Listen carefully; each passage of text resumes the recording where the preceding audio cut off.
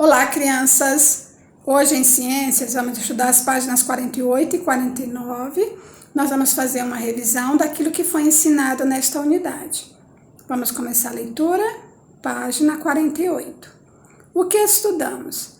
Nesta unidade, investigamos alguns seres vivos do Pantanal e aprendemos que podemos representar as relações alimentares entre eles por meio de esquemas. Vou dar para vocês 2 exemplos de esquemas de relações alimentares.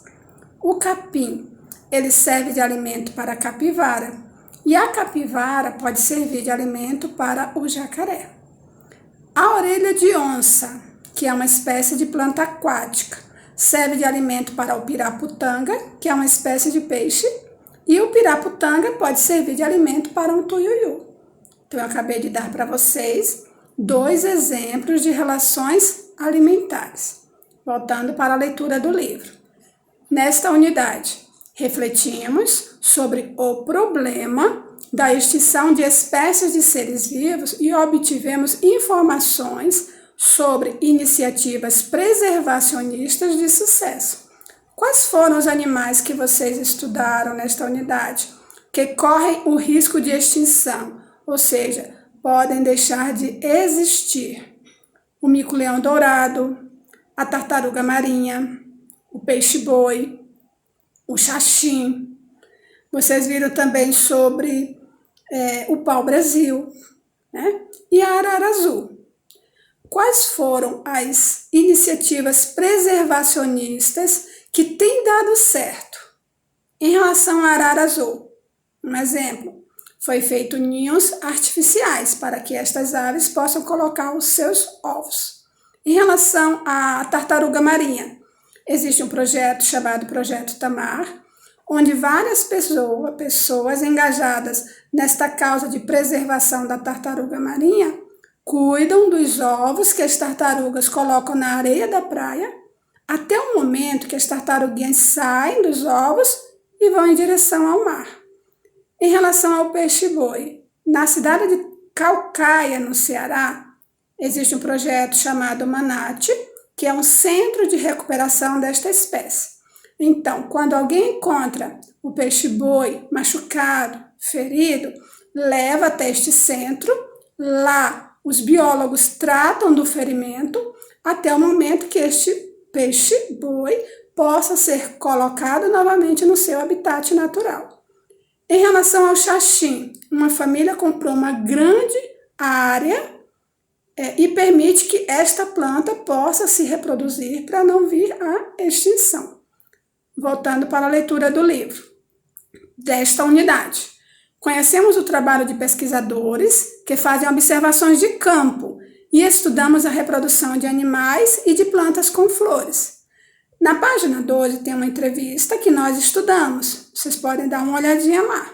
Nesta página, o pesquisador ele faz um trabalho de campo, ou seja, ele vai até a Mata Atlântica e estuda quais os hábitos alimentares, por exemplo, do macaco prego.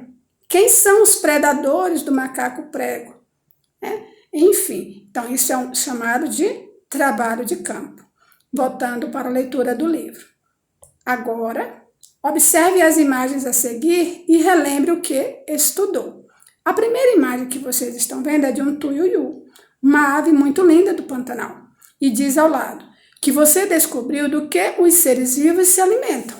Em relação ao tuiuiu, o que nós vimos? Que os tuiuius, eles se alimentam de peixes, de moluscos, de insetos, de répteis e de pequenos mamíferos.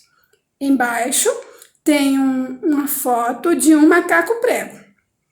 Você estudou que algumas cadeias alimentares e as representou. O macaco prego, por exemplo, eles comem frutas, flores, insetos, pequenas aves, eles podem comer esquilos, rãs, ovos. E quem são os predadores do macaco prego? Quem se alimenta do macaco prego? Quem pode se alimentar do macaco prego? Gaviões, onças e serpentes. Logo em seguida, vocês têm um outro desenho, que é de um lobo-guará. se alimentando na mamadeira. Você compreendeu o que é uma extinção e o que pode ser feita para evitá-la. Então, o lobo-guará, por exemplo, é um outro animal que corre um risco de extinção. Por conta da rápida destruição do cerrado, por exemplo, o zoológico é um ótimo local para cuidar destes animais, que muitas vezes são encontrados machucados, feridos. Na página 49, vocês têm de início um desenho de uma tartaruga colocando os ovos. E o que vocês viram em relação às tartarugas? Que a cada 1000 ovos que as tartarugas colocam, né, e que saem dos ovos e vão em direção ao mar, apenas 2, estima-se que apenas 2 tartaruguinhas consigam chegar à idade adulta. Em seguida, vocês têm um desenho de como acontece, né, o desenvolvimento da lagarta, como se dá até o momento que ela se transforma numa borboleta. Então, você pesquisou como ocorrem a reprodução e o desenvolvimento de alguns animais.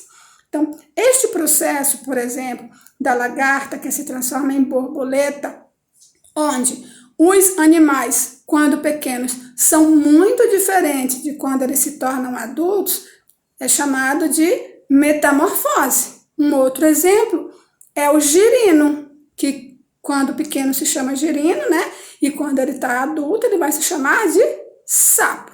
Então, são filhotes que são bem diferentes do adulto.